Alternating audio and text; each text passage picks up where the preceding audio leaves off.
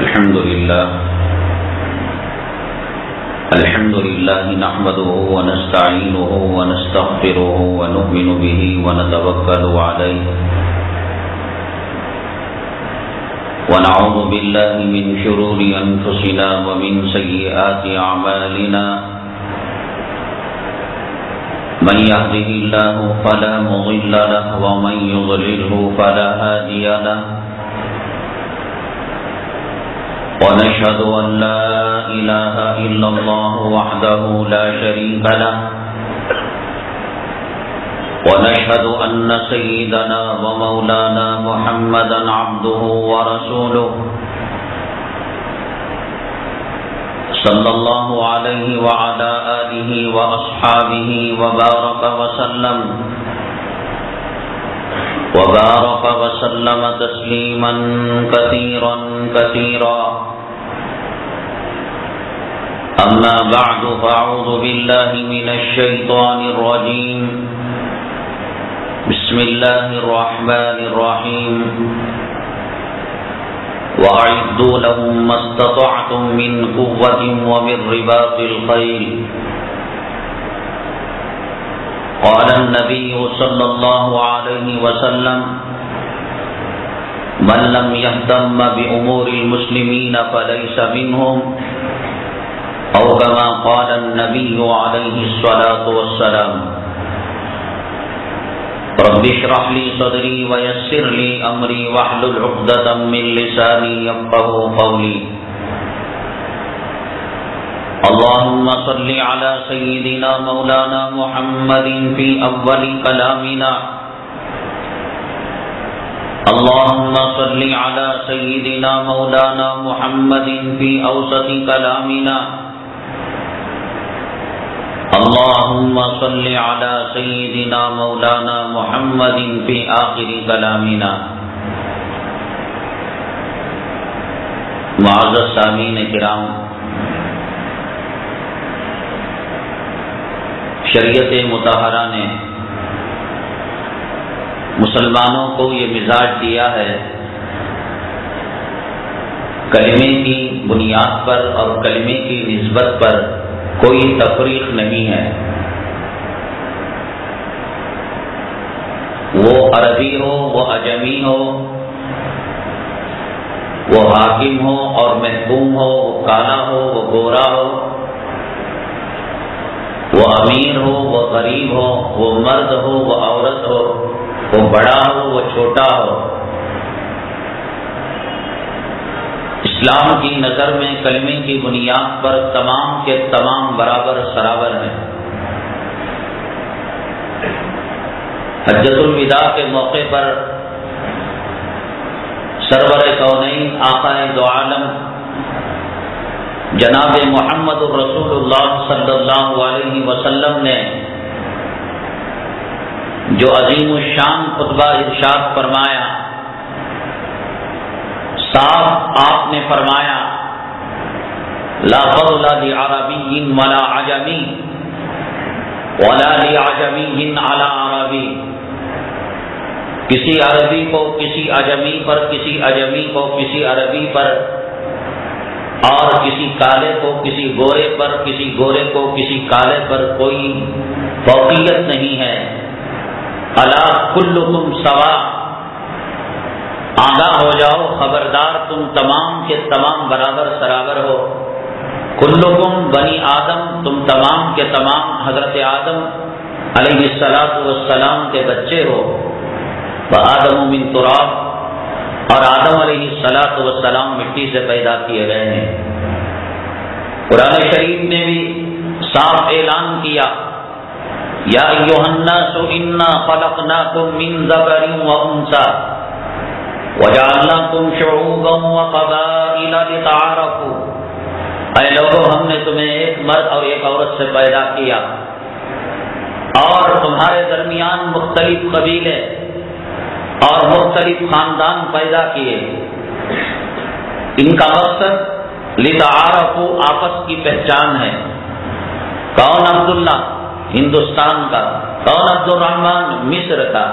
کون وہ جو حاکم ہے، وہ کون وہ جو وزیر ہے. صرف اس پہچان کے لیے، ان اکرمکم عند اللہ اتقاکم، اللہ تعالیٰ نے کہا کہ تم میں سب سے پرہیزگار وہ ہے جو سب سے زیادہ اللہ سے ڈرنے والا ہے۔ ان اللہ علیم خبیر، اللہ علم رکھنے والے ہیں اور خبر رکھنے والے ہیں۔ یہ بنیادی باتیں اس لیے عرض کی جا رہی ہیں کہ بار بار بتانے کے باوجود کچھ لوگوں کے ذہن میں یہ بات ہے ہمارا محلہ درست ہو جائے، ہمارا بنگلور کی فکر کرو، ہمارے مسلیوں کی فکر کرو، ہمارے کرناٹک کی فکر کرو، ہمارے بیسور بنگلور کی فکر کرو، کیا ضرورت ہے؟ مصر میں کیا ہو رہا ہے ہم کو لینا دینا کیا؟ فلسطین میں کیا ہو رہا ہے ہم کو لینا دینا کیا؟ غزہ میں کوئی پٹ رہا ہے ہم کو لینا دینا کیا؟ انہوں نے گناہ کیے، خطا کیے، جرم کیا، اپنی تحریک اور اپنی تنظیم اور اپنی جماعت کے کام کو چھوڑا۔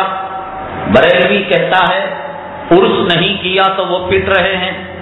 دیوبندی کہتا ہے دیوبندیت کو نہیں اپنایا تو وہ پٹ رہے ہیں، اور اللہ کے راستے میں نکلنے کا دعویٰ کرنے والے کہتے ہیں کہ یہ کام وہ انجام نہیں دے رہے ہیں اس لیے پٹ رہے ہیں۔ مدرسے کا محتمم کہتا ہے چندہ نہیں دے رہے ہیں تو پٹ رہے ہیں۔ مسجد کا امام کہتا ہے ہم کو نذرانہ نہیں دے رہے ہیں تو پٹ رہے ہیں۔ مجاور اور پیر زادہ کہہ رہا ہے کہ ہمارے پاس وہ تحفے تحائف نہیں لاتے اور منتیں سماجتوں کا جھوٹا گھانا نہیں لاتے تو پٹ رہے ہیں۔ کل حزب بما لدیہم فریقون، ہر ایک فرقہ اپنے اپنے فرقہ واریت کے اندر مست ہے، مگن ہے، اور یہ سمجھ رہا ہے کہ یہی دین کا جھنڈا ہے اور یہی مذہب اسلام ہے، اور اسی کے بارے میں نقطہ نظر سے وہ سوچتا ہے۔ میں مدرسے کا محتمم ہوں، اسی نقطہ نظر سے سوچتا ہوں کہ وہاں مدرسے نہیں اس لیے غزہ اور فلسطین تباہ ہو گیا۔ میں خانقاہ کا پیر و مرشد ہوں، اس نقطہ نظر سے دیکھ رہا ہوں کہ پوری غزہ میں، پوری فلسطین میں، مصر میں کوئی خانقاہ نہیں ہے۔ میں مسجد کا ملا ہوں تو میں سمجھ رہا ہوں کہ میری اقتدا صحیح نہیں کی جا رہی ہے اور مجھے امام نہیں مانا جا رہا ہے۔ میں مزار کا مجاور ہوں تو میں سمجھ رہا ہوں کہ یہاں کوئی جھنڈا نہیں ہے اور علم شریف نہیں ہے، 11ویں شریف نہیں ہے اور 12ویں شریف نہیں ہے۔ میں داعی ہوں، مبلغ ہوں، میں یہی کہہ رہا ہوں کہ ان کے سینے جو چھلنی ہو رہے ہیں بیکار ہے، ان کی عورتیں جو بیوہ ہو رہی ہیں وہ بیکار ہے، ان کی گلیوں کے اندر خون کی ندیاں جو بہہ رہی ہیں وہ بیکار ہے، بیت المقدس جو ان کو للکار رہا ہے وہ بیکار ہے، اور ان کے نوجوانوں کے جنازے جو نکل رہے ہیں وہ بیکار ہے۔ 40 کا دن نہیں تو کچھ بھی نہیں ہے، 4 مہینے نہیں تو کچھ بھی نہیں ہے۔ ہر ایک اپنے مکتب فکر کا الاپ رہا ہے۔ قرآن شریف نے کہا تم تمام کے تمام مشرق سے مغرب میں رہنے والے، شمال سے جنوب تک رہنے والے، زمین سے آسمان تک رہنے والے، ایک رشتہ تمہارا دامادی کا ہے، ایک رشتہ تمہارا اخوت کا ہے، بھائی بہن کا ہے، ایک رشتہ تمہارے اولاد اور ماں باپ کا ہے، ایک رشتہ تمہارا سسرالی ہے، اور ایک رشتہ تمہارے ننیالی ہے، ایک رشتہ تمہارا ددیالی ہے۔ لیکن ان تمام رشتوں سے اوپر بھی ایک رشتہ ہے جو جناب محمد الرسول اللہ صلی اللہ علیہ وسلم کی غلامی کی نسبت سے تمہیں ایک گلے کے اندر، ایک تصویر کے دانوں کے اندر پرو دیا گیا ہے۔ وہ امت وحدت کا رشتہ ہے، وہ امت محمدیہ صلی اللہ علیہ وسلم کا رشتہ ہے۔ خبردار کل کوئی یہ نہ کہے کہ بھائی فلسطین ہمارے ملک میں نہیں آتا، غزہ ہمارے ملک میں نہیں آتا، مصر ہمارے ملک میں نہیں آتا، وہ ہماری سرحدوں کو میں نہ آتا ہو۔ سرحدوں کو کس نے بنایا؟ اللہ نے تو ایک امت بنایا، اللہ نے ایک جسد بنایا، اللہ نے ایک کلمہ بنایا، اللہ نے ایک قرآن دیا، اللہ نے ایک قبلہ دیا، اللہ نے ایک کعبہ دیا، اللہ نے ایک کلمہ دیا، اللہ نے ایک بخاری دی، اللہ نے ایک زمزم کا چشمہ دیا، اللہ نے ایک حتیم دیا، اللہ نے ایک نبی کا روضہ دیا، اللہ نے ایک بیت المقدس دی، اللہ نے ایک مسجد نبوی دی، ایک اللہ تبارک تعالیٰ نے جنت البقیع کو دیا، ایک جنت المالا کو دیا۔ ہماری وحدت کی کڑیاں گنانے کے لیے کیا کم ہے؟ کیا ہمارا ان کا کلمہ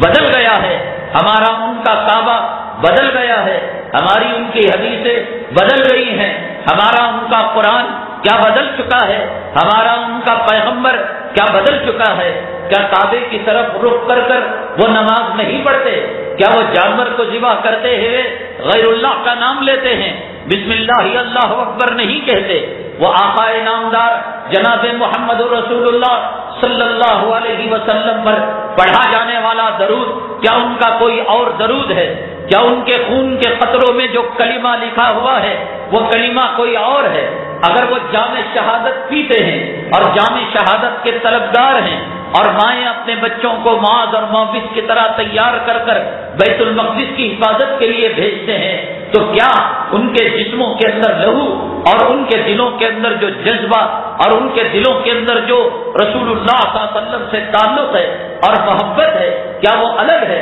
یہ سرحدوں کو کس نے بنایا؟ کس قرآن کے کس پارے کے اندر سرحد کا ذکر ہے؟ کرناٹک کا ذکر، تمل ناڈو کا ذکر، مصر کا ذکر، اردن کا ذکر، یروشلم کا ذکر، سعودی عرب کا ذکر، یہ تو دنیا والوں نے بنا دیا ہے۔ اللہ تعالیٰ نے عالم کو ایک بنایا، اللہ نے انسانوں کو ایک بنایا، اللہ نے مسلمانوں کو ایک بنایا، اللہ نے قرآن کے قاریوں کو ایک بنایا۔ کوئی یہ نہ کہے کہ وہ ہم سے الگ ہیں۔ ہم سے الگ کیوں ہیں؟ کس وجہ سے الگ ہیں؟ قیامت تک کوئی اس کا جواب نہیں دے سکتا۔ یہ ایمانی غیرت، یہ ایمانی حمیت کے خلاف بات ہے کہ اللہ کے حبیب پاک جناب محمد رسول اللہ صلی اللہ علیہ وسلم نے ارشاد فرمایا، المؤمن کجسد واحد، کہ پوری دنیا کے کلمہ پڑھنے والے، پوری دنیا کے کعبے کی طرف رخ کرنے والے، پوری دنیا کے جناب محمد رسول اللہ صلی اللہ علیہ وسلم کا کلمہ پڑھنے والے ایک جسم کے، ایک واحد جسم کی طرح ہیں کہ اگر سر میں درد ہوتا ہے تو پیر چلنے کے لائق نہیں ہوتا، پیر کے اندر کانٹا چبھتا ہے، آنکھ سے آنسو کے قطرے نکلتے ہیں، پیٹ میں درد ہوتا ہے، منہ سے آہ نکلنے لگتی ہے، آدمی میں چڑچڑاہٹ پیدا ہو جاتی ہے۔ وہ کعبے کے، وہ قبلہ اول کے محافظ، وہ بیت المقدس کے محافظ، ان کا جرم کیا تھا؟ ان کا قصور کیا تھا؟ مکتبہ فکر کے پجاریوں، جماعتوں، تحریکوں، تنظیموں کے پجاریوں، مسلکوں کے پجاریوں، تم تو یہی کہو گے کہ ہمارے مکتب فکر کا جام نہیں پیا تھا، تم تو یہی کہو گے ہمارے مکتب فکر کو لبیک نہیں کہا تھا، تم تو یہی کہو گے کہ ہمارے مدرسے کو چندہ نہیں دیا تھا، تم تو یہی کہو گے ہماری خانقاہ کے اندر آ کر ضرب لا الہ الا اللہ کی ٹھوکریں اور کعبے کی ٹھونڈ نہیں ماری تھی۔ لیکن کیا کہو گے؟ حضرت سیدنا بلال حبشی دیوبندی تھے، بریلوی تھے، خانقاہی تھے، اور آپ جو ہے کس مکتبہ فکر تھے، کس مسلک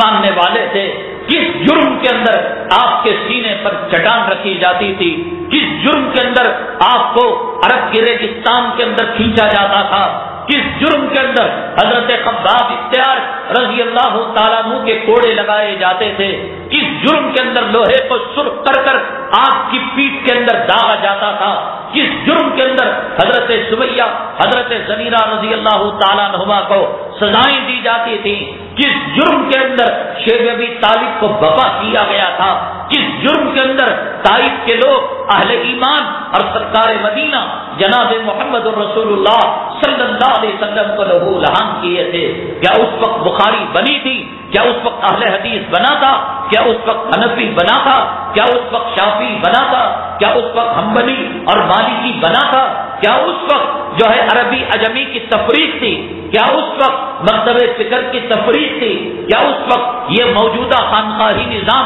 اس طریقے پر چلتا تھا؟ کیا اس وقت اس طریقہ کا دارالعلوم اور مظاہر علوم موجود تھا؟ وما نقموا منهم الا ان يؤمنوا بالله، قرآن شریف صاف کہتا ہے ایمان لانے کے جرم کے اندر، کلمہ پڑھنے کے جرم کے اندر ان کو ستایا جاتا تھا، ان کو مارا جاتا تھا۔ آج غزہ کے لوگوں کو یہ تانا کسنا آسان ہے کہ ہمارے مکتب فکر کا جام انہوں نے نہیں پیا، ہمارے مسلک کی شراب انہوں نے نہیں پی، ہمارے دعوت و تبلیغ کا کام انہوں نے نہیں کیا، ہمارے مدرسے کو انہوں نے چندہ نہیں کیا۔ بڑوں نے جرم کیا ہوگا، معصوم بچے جو ابھی بالغ نہیں ہوئے معصوم بچے جنہوں نے ماں کے سینوں سے دودھ کی چسکیاں لینے کو نہیں چھوڑا، معصوم بچے جو کھلونے سے اپنا دل بہلایا کرتے تھے، ان کے سینوں پر یہ گولیاں کیوں چلائی گئی، ان کے جسم کے ٹکڑے کیوں کیے گئے، ان کے لہو کو غزہ اور فلسطین کی گلیوں کے اندر کیوں بہایا گیا؟ جرم اس کا باپ کر سکتا تھا، خطا اس کی ماں کر سکتی تھی، نابالغ پر تو احکامات بھی طاری نہیں ہوتے۔ اب کس منہ سے کہو گے کہ ان کو ان کے جرم کی سزا ملی ہے؟ مسلمانوں، اصل میں یہ ہے اللہ کے حبیب پاک جناب محمد رسول اللہ صلی اللہ علیہ وسلم نے ارشاد فرمایا کہ ایک زمانہ آئے گا کہ مسلمانوں کا مقام اور مسلمانوں کی حیثیت ایسی ہو جائے گی جیسے بہتے پانی کے اندر تنکے کی حیثیت ہوتی ہے، کہ پانی جب زمین میں گرتا ہے وہ تنکا گرتا ہے، اور وہ پانی جب رائٹ سائڈ جاتا ہے وہ تنکا رائٹ سائڈ جاتا ہے، اور پانی لیفٹ سائڈ جاتا ہے وہ تنکا وہاں جاتا ہے۔ پانی اگر کسی کھڈے میں گڑھے میں گرتا ہے وہ تنکا وہاں گر جاتا ہے۔ اللہ کے حبیب پاک صلی اللہ علیہ وسلم نے فرمایا بدری صحابہ تھے، حنین کے صحابہ تھے، تبوک کے صحابہ تھے، احد کے صحابہ تھے، وہ صحابہ تھے جنہوں نے فتح مکہ کے معاملے کو دیکھا تھا، وہ صحابہ تھے جن کے درمیان بعد و معبد کا کارنامہ تھا، وہ صحابہ تھے جنہوں نے امت کے ابو جہل کا خاتمہ کیا تھا، وہ صحابہ تھے جنہوں نے دشمنان رسول کا انجام بد دیکھا تھا، وہ صحابہ تھے جس نے مدینہ منورہ کو کیپٹل سٹی اسلامی مملکت کی ہونے کی حیثیت سے انہوں نے دیکھا تھا، وہ صحابہ تھے جنہوں نے کفر کو مٹتا ہوا دیکھا تھا، وہ صحابہ تھے شرک کا قلعہ خنا ہوتے ہوئے دیکھا تھا، وہ صحابہ تھے کہ جنہوں نے ایک نابینا صحابی ایک یہودی کو قتل کرتے ہوئے دیکھا تھا، وہ صحابہ تھے جو مٹھی بھر رہنے کے باوجود کم من فئۃ قلیلۃ غلبت فئۃ کثیرۃ باذن اللہ کے مٹھی بھر ہونے کے باوجود عالم پر وہ حاوی تھے، جنگلات میں چلے جاتے جانور راستہ دیتے تھے،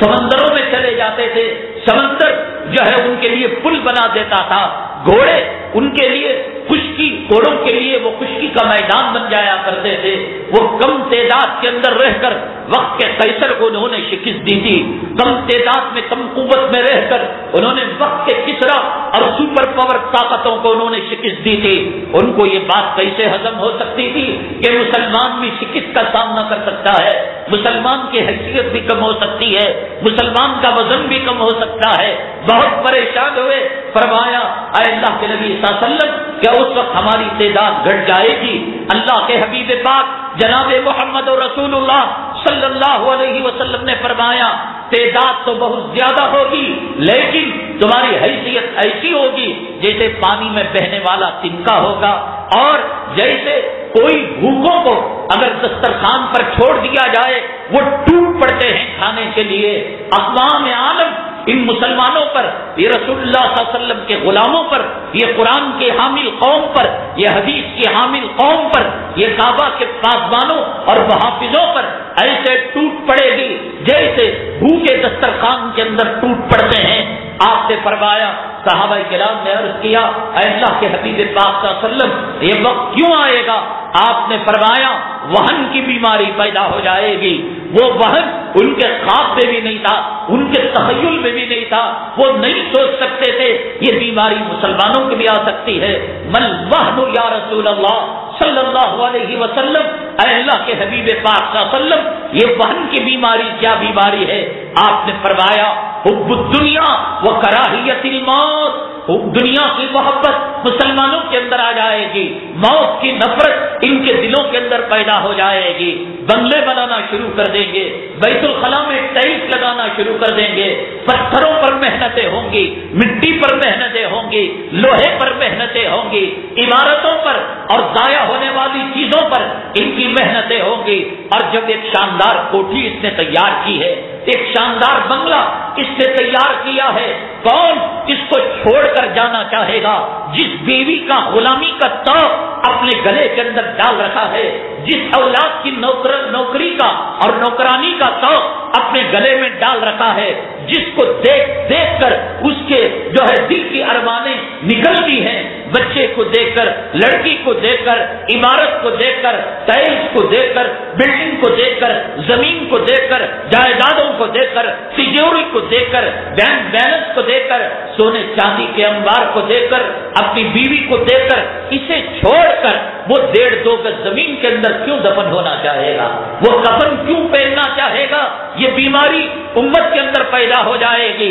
اور جب پیدا ہو جائے گی تو پھر اپنے دل کو بہلانے کے لیے غالب یہ خیال اچھا ہے، کیا ضرورت ہے کہ بھئی فلسطین کا تذکرہ کیا جائے، کیا ضرورت ہے مصر کا تذکرہ کیا جائے؟ اللہ کے حبیب پاک جناب محمد رسول اللہ صلی اللہ علیہ وسلم نے ارشاد فرمایا، دنیا کے کسی کونے میں اور دنیا کے کسی چپے میں اگر کسی مسلمان کو تکلیف پہنچتی ہے، یہ مسلمان کی ذمہ داری کہ اس تکلیف کو اپنی تکلیف سمجھے۔ اللہ کے حبیب پاک جناب محمد رسول اللہ صلی اللہ علیہ وسلم نے ارشاد فرمایا، امت مسلمہ کے کسی جیالے کو اور کسی نوجوان کو، کسی مرد کو، کسی عورت کو اگر غیر گرفتار کر لیتا ہے، آپ نے حدیث پاک کے اندر ارشاد فرمایا، اس قیدی کو چھڑانا گویا محمد صلی اللہ علیہ وسلم کو قید سے چھڑانے کے برابر تمہیں اجر دیا جائے گا، تمہیں ثواب دیا جائے گا۔ تہاڑ جیل کے اندر ہو، کشمیر کی جیل کے اندر ہو، ابو غریب جیل کے اندر ہو، گوانتانامو بے جیل کے اندر ہو، اور دنیا کے اندر ایک عجیب و غریب جیل جو فلسطین کی پٹی کے اندر بنائی گئی، وہاں نہ کوئی عمارت ہے، نہ وہاں پر کوئی ہاسپٹل ہے، چاروں طرف سے اسے قید کر دیا گیا ہے، اور اسرائیل اس کے اپنے گھیرے میں لے لیا ہے، نہ دوائی پہنچائی جاتی ہے، نہ وہاں پر کوئی غذا پہنچائی جاتی ہے، جانوروں سے بدترین سلوک ایک عالم کے اندر کھلی جائے، ملک کی شکل کے اندر فلسطین والے اور غزہ والے اس جیل کا سامنا کر رہے ہیں جو یہود و نصارہ کے نرغے میں اور یہود و نصارہ کے قبضے میں ہے۔ اللہ کے حبیب پاک صلی اللہ علیہ وسلم نے ایک قیدی کے بارے میں فرمایا کہ جو اسے چھڑاتا ہے وہ محمد صلی اللہ علیہ وسلم کو چھڑاتا ہے۔ مسلمانوں، ہماری غیرت کہاں گئی؟ ہماری حمیت کہاں گئی؟ ہمارے جسموں کے اندر کون سا لہو دوڑ رہا ہے کہ آج ایک مٹھی بھر اسرائیل، یہود و نصارہ کے ایجنٹ اور نام نہاد جو ہے امن پسندوں کا پالتو کتا، علماء نے لکھا ہے ایک یہودی کے مقابلے میں 137 مسلمان آتے ہیں، ایک یہودی اور اس کے مقابلے میں 137 130 پر 7 مسلمان آتے ہیں۔ اتنی بڑی تعداد اگر تھوکے وہ ڈوب کر مر جائے، اگر پیشاب کرے وہ ڈوب کر مر جائے۔ آج 60 سے زیادہ ممالک اسلام کے نام پر بنے ہیں، مسلمانوں کے نام پر بنے ہیں، قرآن کے نام پر اور حدیث کے نام پر بنے ہیں۔ پیٹرول کا ذخیرہ مسلمانوں کے پاس ہے، سونے کا ذخیرہ مسلمانوں کے پاس ہے، چاندی کا ذخیرہ مسلمانوں کے پاس ہے، ڈرائی فروٹ کا ذخیرہ مسلمانوں کے پاس ہے، بہترین فرسٹ کوالٹی کا آئل مسلمانوں کے پاس ہے، سائنس اور ٹیکنالوجی کے مختلف شعبے آج مسلمانوں کے پاس ہیں، لیکن ایک مٹھی بھر وہ اسرائیلی کتے جو قرض مانگ کر، بھیک مانگ کر، جب وقت کے ظالم یہودی نے ان کو اپنے علاقے سے مار کر بھگایا تھا، ہم مسلمانوں کے پاس آ کر، فلسطینیوں کے پاس آ کر یہ کہا تھا کہ ہمیں پناہ دے دو، ہمیں جگہ دے دو۔ 1920 تک یہ لوگ جگہ مانگتے رہے، یہ لوگ بھیک کے آشیانے کے اندر زندگی گزارتے رہے، لیکن آپ یاد رکھیے گا کہ فلسطین کی سرزمین کے اندر نہ سونا نکلتا ہے، نہ چاندی نکلتی ہے، نہ پیٹرول نکلتا ہے، نہ آئل نکلتا ہے، نہ وہاں پر کوئی معدنی ذخائر ہیں، نہ وہاں پر کوئی زمین و آسمان کے خزانے نظر آتے ہیں۔ پھر کیوں اس کے باوجود کہ یہ اسرائیلی قوم حضرت مریم علیہ السلام کی توہین کرتے ہیں، یہ اسرائیلی یہودی یہ قوم حضرت عیسیٰ علیہ السلام کی توہین کرتے ہیں، اس کے باوجود اس اختلاف کو بالائے طاق رکھ کر یہودی اسرائیل کا سپورٹ کر رہے ہیں اور نصارہ اسرائیل کی طرفداری کر رہے ہیں۔ ہونا تو یہ چاہیے تھا کہ عیسائی اور نصارہ یہ سوچ کر کہ ہمارے پیغمبر حضرت عیسیٰ علیہ السلام کی انہوں نے توہین کی ہے۔ یہودی یہ سوچ کر کہ یہ ہمارے پیغمبروں کے قتل کے اندر ان کے ہاتھ ملوث ہیں اور ان کے ہاتھ خون آلود ہیں، یہودی ان سے دشمنی کرتے، نصارہ ان سے دشمنی کرتے۔ وہ 40 کلومیٹر کا غزہ کی پٹی جو نہر اردن کے بارڈر میں ہے، کوئی ایسی چیز بھی نہیں ہے کہ وہاں سونا نکلتا ہو، وہاں چاندی نکلتی ہو، وہاں پیٹرول نکلتا ہو، وہاں آئل نکلتا ہو۔ یہ یہودیوں کی تاریخ اور نصارہ کی تاریخ اٹھا کر دیکھیے کہ وہ اسلامی تشخص کو، اسلامی شناخت کو، مسلمانوں کی آئیڈینٹیفائی کو وہ ختم کرنے کی شروع سے ان کی مزاج کے اندر، ان کی سرش کے اندر یہ بات داخل ہے کہ وہ یہ چاہتے ہیں وَلَن تَرْضَىٰ عَنْكَ الْيَهُودُ وَلَا النَّصَارَىٰ حَتَّىٰ تَتَّبِعَ مِلَّتَهُمْ۔ قرآن شریف نے صاف کہا یہ یہود و نصارہ یہ چاہتے ہیں کہ تم اپنی اسلامی شناخت کو ختم کر دو، اپنی اسلامی پہچان کو ختم کر دو۔ چنانچہ بیت المقدس جس کو سیدنا ابراہیم علیہ نبینا علیہ الصلوۃ والسلام خانہ کعبہ کی بنیاد رکھنے کے 40 سال کے بعد انہوں نے بیت المقدس کی بنیاد رکھی اور اس کو قبلہ بنایا گیا تھا، وہ یہ چاہتے ہیں، یہ نہیں اس غازہ پٹی کے اندر کوئی پیٹرول کا خزانہ ہے، کوئی آئل کا خزانہ ہے، وہ یہ چاہتے ہیں یہود، وہ چاہتے ہیں نصارہ اسرائیل کو اعلی کار بنا کر اس بیت المقدس پر قبضہ کیا جائے، ہیکل سلیمانی کو رکھا جائے اور بار بار آثار قدیمہ کے نام پر ان کی بنیادوں کو کمزور کیا جا رہا ہے، پیغمبروں کی قبروں کو مسمار کیا جا رہا ہے، آثار قدیمہ کو مٹایا جا رہا ہے، اور کبھی جوتوں سمیت بیت المقدس کے اندر یہ لوگ داخل ہو جاتے ہیں، کبھی معتکفین پر یہ فائرنگ کرتے ہیں، کبھی نہتے نمازیوں پر یہ گولیاں برساتے ہیں، اور ایک وہ مٹھی بھر اسرائیلی وہ جو ہے ظالم آج جو ہے پورے مسلمانوں پر غالب ہیں، فلسطینیوں پر آہنی برسات برسا رہے ہیں، بارود کی برسات برسا رہے ہیں، وقتاً فوقتاً۔ یہ جنگ آج کی نہیں، 65 سال سے فلسطین اور غزہ کے مجاہدوں کو سلام،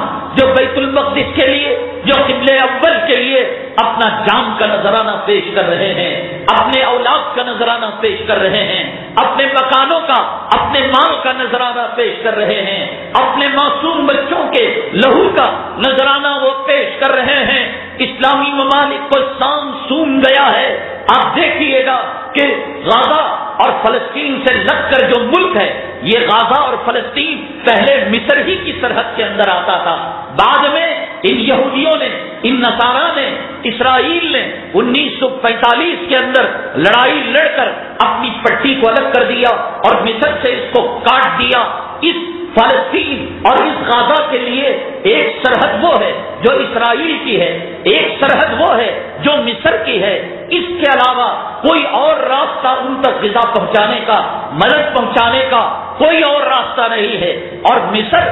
آپ اس کی تاریخ اٹھا کر دیکھیے، عجیب و غریب بات یہ ہے کہ مصر کے فرعون تو ختم ہو گئے، مصر کے فرعون تو زمین بوس ہو گئے، احرام مصر کے اندر ان کے مجسمے چلے گئے، لیکن مصر کی فرعونیت ایک بہت عرصے سے اس کی فرعونیت نہیں گئی۔ بدقسمتی کی بات یہ ہے، یعقوب علیہ السلام کے اس شہر کو، یوسف علیہ السلام کے اس شہر مصر کو کسی کی نظر لگ گئی، حسنی مبارک جیسا اس قسم کے امریکی پالتو ایجنٹ وہاں پر حکمران بنائے گئے، جنہوں نے اسرائیل سے تو دوستی کی، کم قیمت پر گیس وہ دیتے رہے، پل بناتے رہے، پیٹرول دیتے رہے، تیل دیتے رہے۔ مصر اسرائیل سے بدتر اس نے غزہ کے مسلمانوں کے ساتھ سلوک کیا، اس نے فلسطین کے مسلمانوں کے ساتھ ظلم کیا، تشدد کیا۔ اسرائیل اگر تشدد کر رہا ہے، اسرائیل اگر بربریت کر رہا ہے،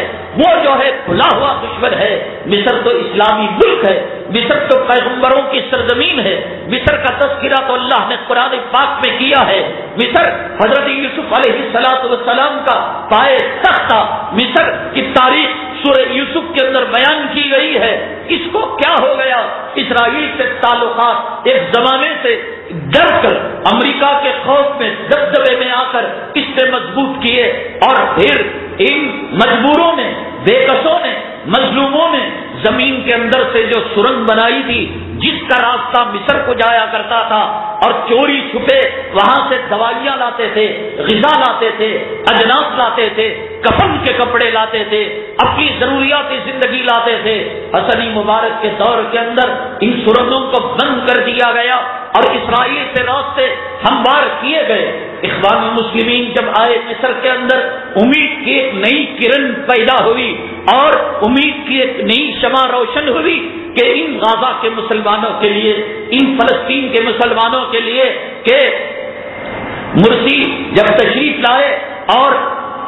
جمہوریت وہاں پر اسلامی جمہوریت قائم ہوئی تو انہوں نے سب سے پہلے یہ کیا کہ وہ بند سرنگوں کو انہوں نے کھولنا شروع کر دیا اور اسرائیل کے جو سفارتی تعلقات تھے اور جو تجارتی تعلقات تھے انہوں نے اس کو ختم کرنا شروع کر دیا۔ اب جب دنیا کا سب سے بڑا دہشت گرد نام نہاد امن پسند جب اس نے دیکھا، ارے بھائی اخوان المسلمین اور مرسی مصر کے اندر تشریف لا چکے ہیں اور وہاں پر اسلام پسند طبقہ حاوی ہو چکا ہے، ایک طرف جمہوریت کا لاپ الاپنے والا، جمہوریت کا نعرہ بلند کرنے والا اور یہ کہنے والا عوام کی حکومت عوام کے لیے عوام سے، اور جب یہی چیز مصر کے اندر اخوان المسلمین کی شکل میں آتی ہے اور فلسطین کے اندر حماس کی شکل میں آتی ہے اور اردن اور ملک شام کے اندر وہاں کی اسلامی پسند تنظیم کی شکل میں آتی ہے، انڈونیشیا اور ملیشیا کے اندر اسلامی تحریک کی شکل میں آتی ہے، یہ جمہوریت کا نعرہ لگانے والے، یہ جمہوریت کا لاپ الاپنے والے، ان کو سونگ جاتا ہے اور یہی جمہوری شکل کے اندر یہ تحریکیں آنے والے، ان کی نگاہوں کے اندر یہ بات کھٹکنے لگتی ہے اور پھر آنن فانن عبد الفتاح سیسی جیسے یہودی ایجنٹ، اور بدقسمتی کی بات یہ ہے، بدقسمتی کی بات یہ ہے کہ ہمارے بڑوں نے فرمایا کہ عبد الفتاح سیسی جو یہودی ایجنٹ ہے، جو اس وقت مصر کا حکمران ہے، موسیٰ مرسی کے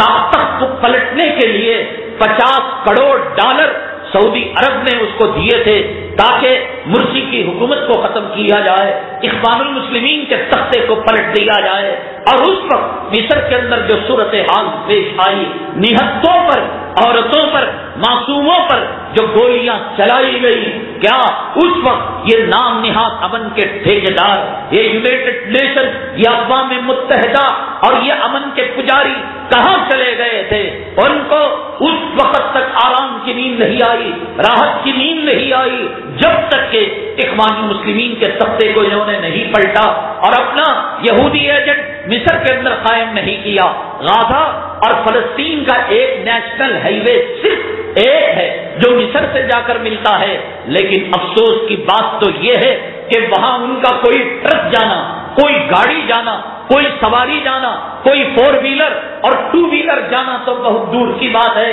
اگر فلسطین کا کوئی عازم حج، کوئی عازم عمرہ اور حج کو بھی جانا چاہتا ہے تو اسی پٹی سے ہو کر گزرنا پڑتا ہے۔ اسرائیلی کتے ان کو مادر ذات برہنہ کر کر سیکورٹی چیک اپ سے گزارتے ہیں، یہ ان کی صورتحال ہے۔ وہ پٹی جو مصر سے لگی ہے وہ کیا کام دے رہی ہے؟ یہی نہ کہ ان کو شرمناک صورتحال سے حاجیوں کو گزارا جاتا ہے اور عمرہ کرنے والوں کو گزارا جاتا ہے۔ جب حج کرنے والے اور عمرہ کرنے والوں کو ایسی کربناک صورتحال سے گزارا جا رہا ہے تو پھر مصر سے کسی مدد کی امید لینا اور مصر سے کوئی امید وابستہ کرنا، میں نے بتایا کہ مصر کا رول ہمیشہ سے اسرائیل اور یہود و نصارہ سے بدتر رہا ہے۔ جو نیشنل ہائیوے جو جا کر مصر سے لگتا ہے تو ان جو ہے فلسطینیوں نے، ان غزہ پٹی والوں نے جو اخبار کے اندر آپ بات سنتے ہیں کہ جب تک اسرائیل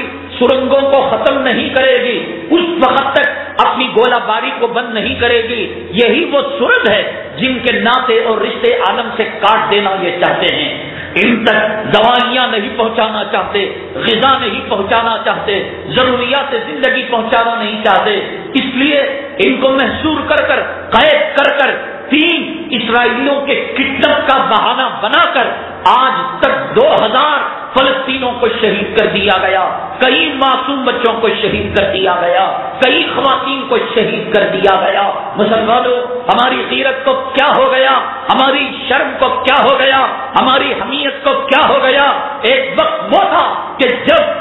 مسلمان عورت کو گرفتار کیا جاتا تھا، کسی مسلمان قیدی پر ہاتھ ڈالا جاتا تھا، عالم کا مسلمان متحد ہو جاتا تھا، عالم کا مسلمان چوکنا ہو جاتا تھا۔ محمد بن قاسم جو ہندوستان کے اندر آئے، ایک مسلمان عورت کو ایک جو ہے غیر نے، کافر بادشاہ نے قید کے اندر لے لیا تھا، تو پھر حضرت محمد بن قاسم رحمت اللہ علیہ ایک لشکر لے کر ہندوستان کے اندر ایک عورت کو چھڑانے کے لیے آ گئے۔ ابھی 13 جولائی سے 8 اگست تک 2010 شہیدوں کو، شہید انسانوں کو، مسلمانوں کو اور بیت المقدس کے مجاہدوں اور غازیوں کو شہید کر دیا گیا۔ ہمارے عید باسی خطبے منانے میں کوئی کمی آئی اور نوجوانوں کے زنا کرنے میں کوئی کمی آئی، عیش و عشرت کے اندر کوئی کمی آئی، شکرانے کے اندر کوئی کمی آئی اور گھر کے جلسے جلوسوں کے اندر کوئی کمی آئی؟ کیوں نہیں سوچتے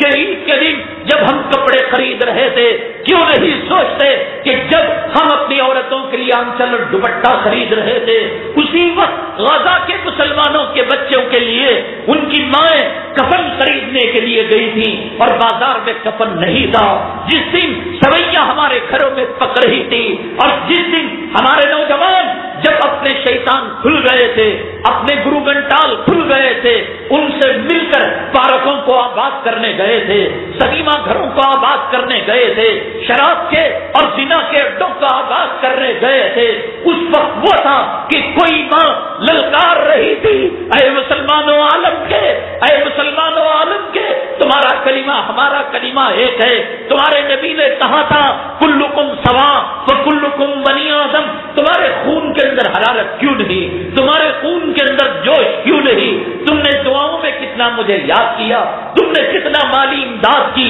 تم نے کتنا اپنا عطیہ مجھ کے لیے میرے لیے بھیجا، کتنا تم نے قنوت نازلہ کیا، کتنا تم اٹھتے بیٹھتے چلتے پھرتے ہمارے مجاہدوں کا تذکرہ تم نے کیا۔ آج تمہیں ہمارا تذکرہ بھی اچھا نہیں لگتا، آج تمہیں ہمارے جنازے بھی اچھے نہیں لگتے، آج کہہ رہے ہو کہ ہم گناہ کیے اور گناہوں کی سزا ہمیں مل رہی ہے۔ گجرات والوں نے کون سا گناہ کیا تھا، کشمیر والوں نے کون سا گناہ کیا تھا، بیلگام والوں نے کون سا گناہ کیا تھا، میرٹھ والوں نے کون سا گناہ کیا تھا، ملیانہ والوں نے کون سا گناہ کیا تھا، مراد آباد والوں نے کون سا گناہ کیا تھا۔ مسلمانوں، آج غزہ کی بچی مسلمانوں کو للکار رہی ہے، آج غزہ کا شہید اس کا لہو مسلمانوں کو للکار رہا ہے، آج بیت المقدس کے مینارے، آج بیت المقدس کا گنبد مسلمان نوجوانوں کو للکار رہا ہے کہ سور کے جسم کے اندر بھی خون دوڑتا ہے،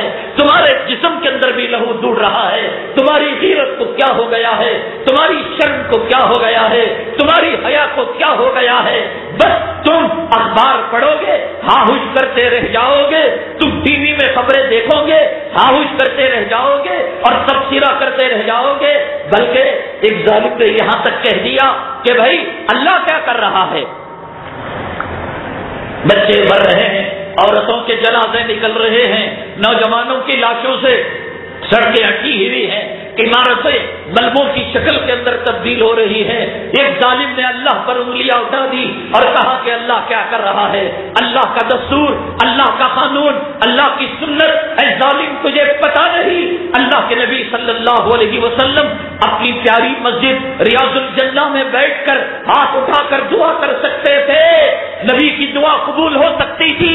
نبی ریاض الجنہ جو جنت کا ٹکڑا ہے سجدے میں جا کر کہہ سکتے تھے اللہم شتت شملہم، اللہم مزق جمعہم، اللہم دمر دیارہم، اللہم زلزل اقدامہم۔ اللہ نبی کی بد دعا کو واپس نہیں کرتا۔ نبی کے پاس مسجد نبوی تھی، نبی کے پاس ریاض الجنہ کا ٹکڑا تھا، نبی کے پاس صدیق و فاروق تھا، نبی کے پاس عثمان و علی تھا، نبی کے پاس جو ہے قرآن کے حامد اور قرآن کے مصنف، قرآن کو مرتب کرنے والے حضرت عثمان غنی تھے، نبی کے پاس ذی النورین تھے، نبی کے پاس خالد بن ولید تھے، نبی کے پاس زنیرہ تھی، نبی کے پاس سمیہ تھی، نبی کے پاس بی بی عائشہ تھی، نبی کے پاس بی بی فاطمہ تھی، نبی کے خاندان کے اندر یتیم تھے، بیوائے تھے، مسکینے تھے، اللہ والے تھے، ان کو لے کر دعا کر سکتے تھے۔ اللہ کا دستور تم نے نہیں جانا۔ نبی کو کیا ضرورت تھی بدر میں آنے کی؟ نبی کو کیا ضرورت تھی مسجد عریش بنانے کی؟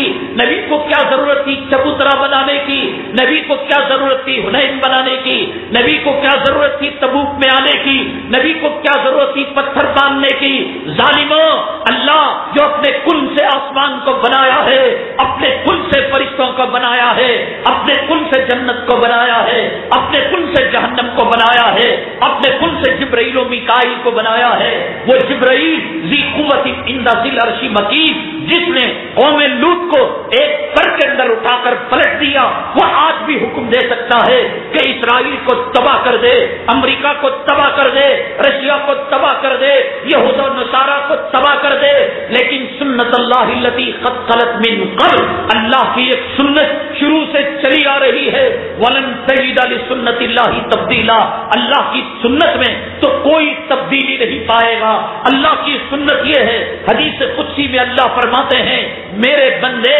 تو ایک قدم آ میں 10 قدم آنے کے لیے تیار ہوں، تو چل کر آ میں دوڑ کر آنے کے لیے تیار ہوں۔ نبی کو کیا ضرورت تھی مدینے کی سرزمین چھوڑنے کی؟ نبی کو کیا ضرورت تھی جنت البقیع کو چھوڑنے کی؟ نبی کو کیا ضرورت تھی ریاض الجنہ کو چھوڑنے کی؟ نبی کو کیا ضرورت تھی وہ مسجد جس کے اندر ایک رکعت کا ثواب 50,000 رکعتوں کے برابر ہے؟ بدر کے اندر 50,000 رکعتوں کے برابر نہیں ہے، بدر کے اندر جنت کا ٹکڑا نہیں ہے، بدر کے اندر ریاض الجنہ نہیں ہے، بدر کے اندر جنت البقیع نہیں ہے۔ پھر نبی کو کیا ضرورت تھی کہ اس جنت البقیع کو چھوڑے؟ نبی کو کیا ضرورت تھی اس ریاض الجنہ کو چھوڑے؟ نبی کو کیا ضرورت تھی مسجد نبوی کو چھوڑے؟ ظالم، نبی نے مسجد نبوی کو چھوڑا، نبی نے مدینہ طیبہ کعبہ طوبہ کو چھوڑا، نبی نے جنت البقیع کو چھوڑا، نبی نے جبریل امین کی آمد کی سرزمین اور وہی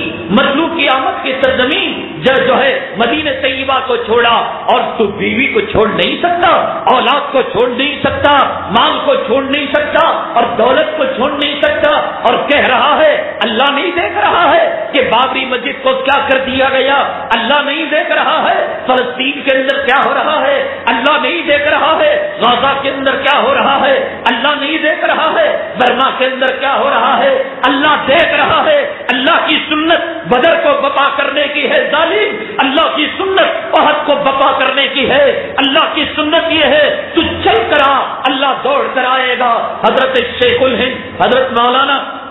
محمود حسن دیوبندی رحمت اللہ علیہ کو جب مالٹا کی جیل کے اندر ڈال دیا گیا تو آپ جو ہے جمعہ کے دن غسل کرتے، کپڑے پہنتے، عطر لگاتے، اور آپ جمعہ کی سننوں اور نوافل و مستحبات کو پورا کرتے، اور اس کے بعد مین گیٹ تک آتے اور پھر اپنی کیبن اور اپنے سیل کے اندر واپس ہو جاتے۔ شیخ الاسلام حضرت اقدس مولانا حسین احمد مدنی نور اللہ مرقدہ نے کہا حضرت جی جب آپ کو معلوم ہے کہ آپ کے لیے مین گیٹ نہیں کھولا جائے گا، آپ جمعہ میں نہیں جا سکتے، آپ کے لیے اجازت نہیں، آپ کے لیے تالا نہیں کھول سکتے، تو پھر آپ ہر جمعہ یہ عمل کیوں دہراتے ہیں؟ شیخ الہند حضرت مولانا محمود الحسن دیوبندی رحمت اللہ علیہ اسیر مالٹا نے فرمایا میرے بس میں یہ تھا کہ میں کپڑے بدل سکتا تھا تو میں نے کپڑے بدلے، میرے بس میں یہ تھا میں خوشبو لگا سکتا تھا، میرے بس میں یہ تھا میں غسل کر سکتا تھا، میرے بس میں جتنا تھا میں نے کیا، آگے اللہ کی مرضی۔ آپ نے کیا کیا؟ کیا کیا آپ نے؟ جوڑوں کی فکر رکھنے والوں، اولاد کی فکر رکھنے والوں، زمین کی پوجا کرنے والوں، پتھروں کی پوجا کرنے والوں، ایک مورتی کی پوجا کر کر وہ مشرک ہو گیا،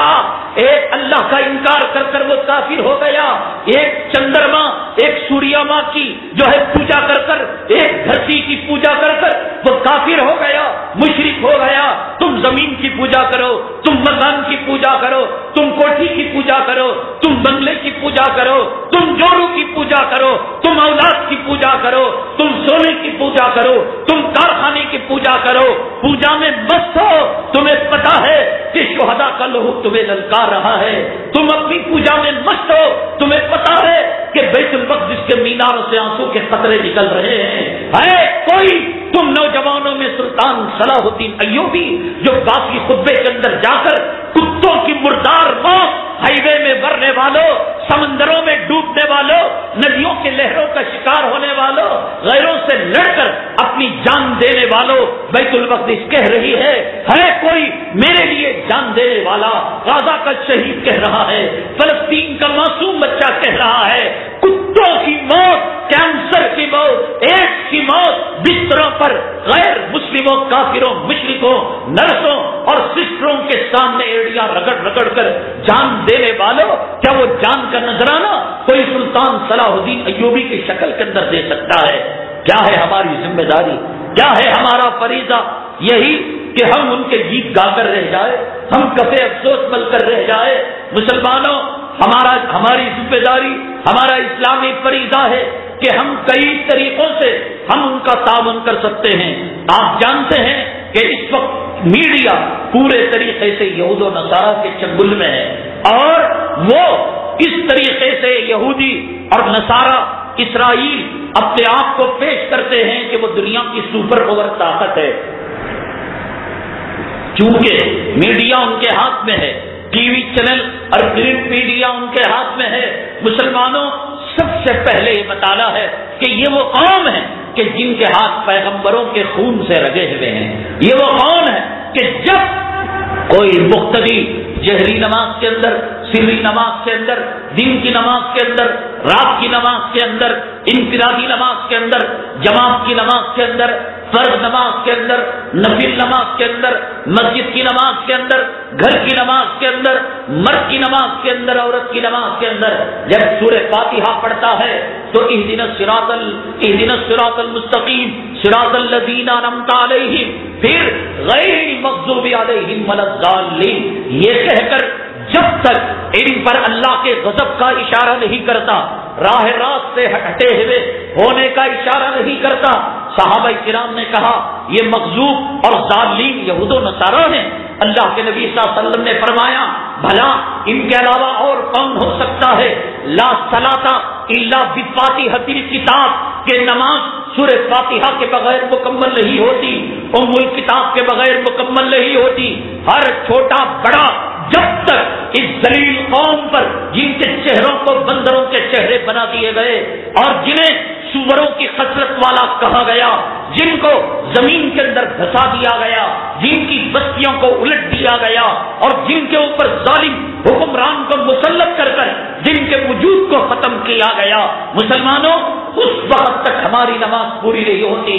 جب تک کہ ان یہود و نصارہ پر ہم بد دعائیہ جملے غیر المغضوب علیہم ولا الضالین نہیں کہتے، اور ہمارا قرآن مکمل نہیں ہوتا، ہماری تراویح مکمل نہیں ہوتی جب تک یا ایھا الذین آمنوا لا تتخذوا اليہود والنصارى اولیاء بعضهم اولیاء بعض، جب تک یہ آیت نہیں پڑھتے اور جب تک یہ آیت نہیں پڑھتے ضربت علیہم الذلہ والمسکنہ وباؤوا بغضب من اللہ، جیسے بندر کا ناچ مشہور ہے، سور کی گندگی مشہور ہے، ان کے اوپر ذلت، ان کے اوپر اللہ کی لعنت، ان پر اللہ کا غضب چولی دامن کا ساتھ ہے۔ ایسی قوم جو اللہ کی لعنت کا شکار ہو، ایسی قوم جو غیر المغضوب علیہم ولا الضالین میں آتی ہو، ایسی قوم جن کو اللہ تعالیٰ نے کہا ہو کہ ان کے قریب پھٹکنا بھی نہیں اور دوستی کا ہاتھ مت بڑھانا، یہ سپر پاور کیسے ہو سکتے ہیں؟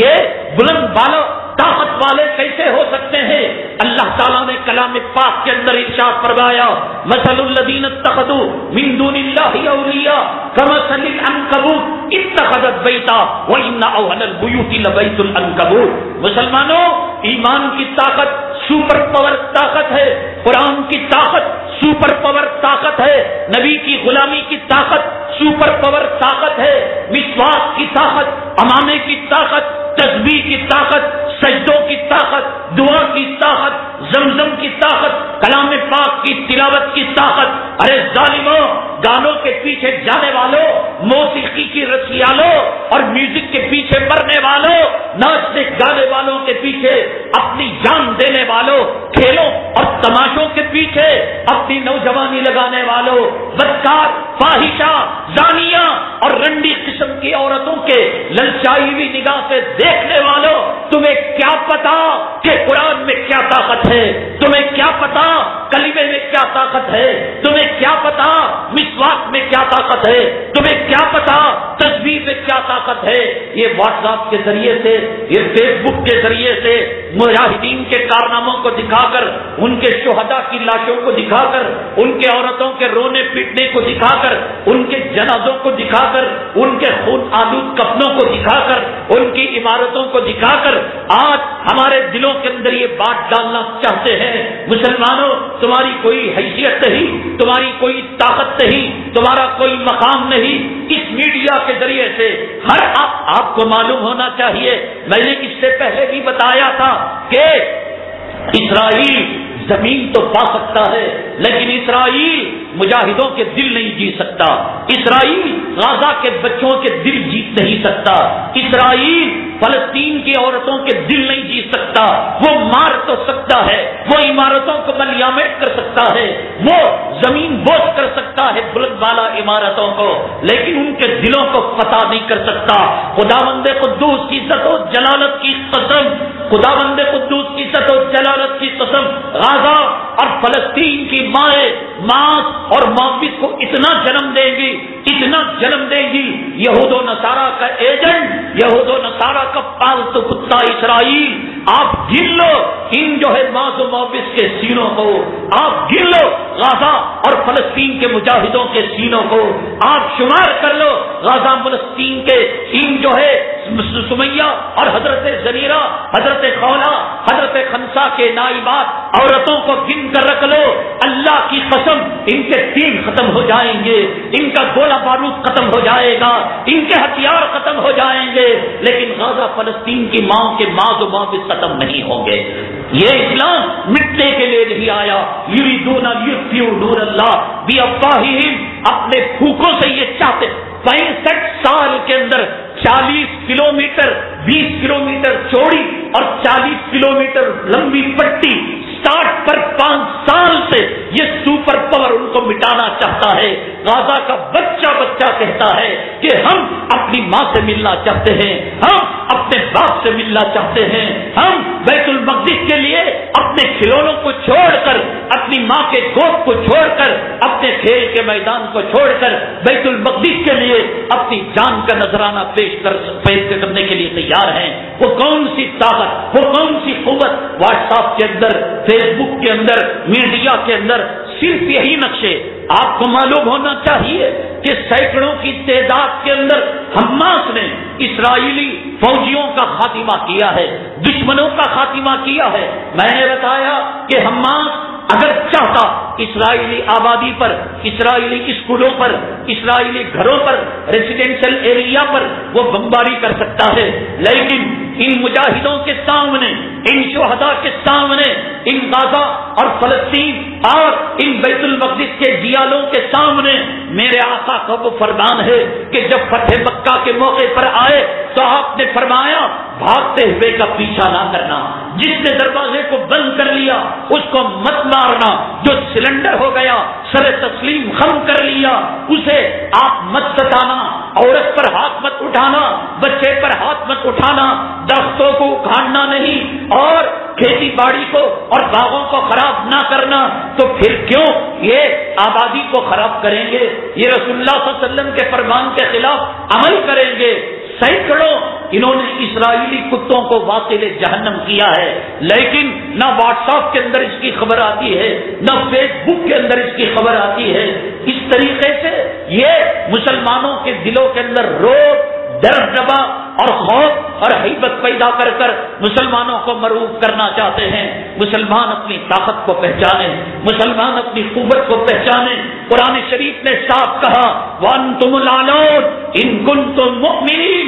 اے مومنو، اے مسلمانوں، تم کائنات میں سب سے سپر پاور ہو، کائنات کے اندر سب سے پاورفل ہو، کائنات کے اندر سب سے طاقتور ہو۔ جب قرآن نے ہمیں سپر پاور کہہ دیا، ہمیں ان سے ڈرنے کی ضرورت نہیں، ہمیں ان سے خوفزدہ ہونے کی کوئی ضرورت نہیں۔ قرآن نے صاف کہا ولا تہنوا ولا تحزنوا، تم غمگین مت ہونا، حوصلوں کو پست مت کرنا، وانتم الاعلون، اور تم سر بلند رہو گے۔ یہ قرآن نے ہمیں جو ہے پیغام دے دیا، قرآن نے پیغام دے دیا وعد اللہ الذین آمنوا منکم وعملوا الصالحات لیستخلفنہم فی الارض کما استخلف الذین من قبلہم۔ اللہ وعدہ کرتا ہے کہ تمہیں زمین کا خلیفہ بنائے گا، اللہ وعدہ کرتا ہے کہ زمین تمہارے قدموں کے نیچے ڈال کر دے دے گا۔ مسلمانوں، ایسا قرآن جو پہاڑ پر نازل ہوتا ہے تو پہاڑ کے اندر کپ کپی طاری ہو جاتی ہے۔ لو انزلنا ھذا القرآن علی جبل لرأیتہ خاشعا متصدعا من خشیۃ اللہ، اللہ کے خوف سے وہ پہاڑ کپ کپ کانپنے لگتا ہے۔ انا عرضنا الامانۃ علی السماوات والارض والجبال فابین ان یحملنها، زمین و آسمان اتنی طاقت، اتنی قوت، اتنی وسعت، اتنی چوڑائی رکھنے کے باوجود کلام پاک کی ایک آیت اٹھانے کی اس میں طاقت ہے۔ ایسے کلام پاک کی 7 منزلیں، ایسے کلام پاک کے 30 پارے، ایسے کلام پاک کی 114 سورتیں، ایسے کلام پاک کی 6666 آیتیں رکھ کر ہم وہ قوم جو مسلمانوں کے جس کے مقابلے میں مسلمان 137 کے تعداد کے اندر ہے اس سے ڈرے۔ یہ میڈیا کا سب سے بڑا فراڈ ہے، یہ میڈیا کا سب سے بڑا جھوٹ ہے۔ مسلمانوں، اسلام کے ماننے والے ہی سپر پاور ہے رہیں گے۔ ہاں، آج ہمارے اندر بہن کی بیماری، آج ہمارے اندر خیانت، آج ہمارا رشتہ نماز سے چھوٹ گیا، مسجدوں سے کٹ گیا، علماء سے کٹ گیا، مدارس سے کٹ گیا، خانقاہوں سے کٹ گیا، اللہ رسول سے کٹ گیا، تب یہ پٹنے کی نوبت آ رہی ہے۔ مسلمانوں، ذرا سا قدم قرآن کی طرف بڑھاؤ، ذرا سا قدم نبی کی سنت کی طرف بڑھاؤ، ذرا سا قدم حرم مکی کی طرف بڑھاؤ، ذرا سا قدم حرم مدنی کی طرف بڑھاؤ، ذرا سا قدم بیت المقدس کی طرف بڑھاؤ۔ دیکھو کل نکلنے والا سورج اپنی کرنوں کے اندر یہ پیغام لائے گا، انا فتحنا لک فتحا مبینا۔ اے مسلمانوں، تمہارے لیے کھلی ہوئی کامیابی ہے۔ بہرحال ایک مٹھی بھر طاقت آج 60 سے زیادہ ممالک کو للکار رہی ہے۔ نہ اردن جو اس سے لگا ہوا ہے وہ مدد کر رہا ہے، نہ مصر جو جس کی ہائی وے فلسطین سے جا کر ملتی ہے وہ مدد کر رہا ہے، وہ سرنگیں جو زمین سے ہو کر مصر کے اخوان المسلمین تک جا کر ملتی تھی ان کو بھی ان ظالموں نے نیست و نابود کر دیا ہے، ان کے وجود کو ختم کر دیا ہے۔ مسلمانوں، کیا صرف ہم یہ خبریں پڑھ کر رہ جائیں گے؟ کیا مگرمچھ کے آنسو بہا کر رہ جائیں گے؟ سب سے پہلی بات یہ ہے کہ ہم حوصلہ پیدا کریں، عالم اسلام کی طاقتوں کو بتائیں اور برادران وطن ہندوستان کے غیر مسلموں کو بتائیں کہ دہشت گرد کون ہے، امن پسند کون ہے۔ مصر کے اندر خلفشار ہوتا ہے، یونائٹڈ نیشن کی فوجیں، اقوام متحدہ کی فوجیں امن کے نام پر اتر جاتی ہیں، شام کے اندر خون خرابہ ہو جاتا ہے تو یونائٹڈ نیشن کی فوجیں امن کے نام پر اتر جاتی ہیں، عراق کے اندر، افغانستان کے اندر اور ترکی کے اندر امن کے نام پر یہ فوجیں اتر جاتی ہیں۔ یہ کیا ہو رہا ہے؟ ایک بم دھماکے میں جب 10-20 آدمی مرتے ہیں تو بریکنگ نیوز کے نام سے پورے عالم کے اندر داڑھی والوں کو بدنام کیا جاتا ہے، عوام والوں کو بدنام کیا جاتا ہے، فلمیں بنائی جاتی ہیں، سانگ اور گانے بنائے جاتے ہیں، اسلام مخالف ہوا پیدا کی جاتی ہے، رسول اللہ صلی اللہ علیہ وسلم کے نام پر کارٹون بنائے جاتے ہیں۔ آپ کو معلوم ہونا چاہیے کہ گوگل کے اندر ایک گیم بنایا گیا انٹرنیٹ کے اندر کہ غزہ کے فلسطین کے لوگوں کو مارو مارو، تو چنانچہ اسرائیل کا فوجی بن کر بچہ مسلمانوں کو مار رہا ہے، مسلمانوں کے بچوں کو شہید کر رہا ہے، عورتوں کے لاشوں کو اٹھوا رہا ہے۔ ظالم گیم بھی بناتا ہے ایسا کہ مسلمانوں کو مارا جائے، غزہ کے مسلمانوں کو، فلسطین کے مسلمانوں کو مارا جائے۔ مسلمانوں، کیا ہماری ذمہ داری نہیں ہوتی کہ ہم دنیا والوں کو یہ بتائیں اور یہ راستہ ہموار کریں امن پسند کون ہے اور فساد والے کون ہیں؟ دنیا کا ایک نمبر کا دہشت گرد کون ہے کہ جو نہتوں پر ہتھیار کے گولے برسا رہا ہے، جو آزادی کو تہس نہس کر رہا ہے، جو معصوم بچوں پر رحم نہیں کر رہا ہے، جو UNO کے اسکولوں پر بمباری کر رہا ہے؟ امریکہ کی، برطانیہ کی زبان کھلی؟ کب کھلی؟ جب اقوام متحدہ کے ایک کیمپ پر ان ظالموں نے حملہ کیا، ایک اسکول پر، ایک ہاسپٹل پر جب حملہ کیا تب انہوں نے زبان کو کھولا۔ یعنی انسانوں کی کوئی قدر و قیمت نہیں۔ مسلمانوں، اللہ کی قسم، اگر پہاڑ کو جگر ہوتا تو وہ پہاڑ بھی اپنے جگر کو ٹکڑے کر کر باہر پھینک دیتا۔ مسلمانوں، اگر جنگلی درندوں اور جنگلی حیوانوں اگر ان کو سمجھ ہوتی ان اسرائیلی کتوں کی بربریت، ان کی دہشت گردی اور ان کے خون خرابے کو دیکھ کر وہ بھی، کتے اور خنزیر بھی، شرم اور حیا کے آنسو اپنے آنکھ سے نکال دیتے۔ لیکن کیا ہو گیا ہے عالم اسلام کو، کیا ہو گیا ہے مسلمانوں کو؟ مسلمانوں، یہ بتاؤ دنیا والوں کو کہ کون امن پسند ہے، کون دہشت گرد ہے؟ مسلمانوں نے کس کا کیا بگاڑا ہے؟ مسلمان تو یہی کہا کہ شراب مت پیو، یہ ام الخبائث ہے۔ مسلمان نے تو یہی کہا کہ تم اپنی عورتوں کی عصمت اور پاک دامنی کی حفاظت کرو۔ مسلمانوں نے یہی کہا کہ ایک انسان کو قتل کرنا سارے عالم کو قتل کرنے کے برابر ہے۔ مسلمان نے یہی کہا کہ چور کے ہاتھ کاٹ دیے جائے تاکہ اگلی چوری کی طرف اس کے ہاتھ نہ اٹھے۔ مسلمانوں نے یہی کہا کہ زانی کو سنسار کر دیا جائے تاکہ آگے کسی کی عزت نہ لٹے اور کسی کے آبرو نہ لٹے۔ مسلمان نے یہی کہا غیر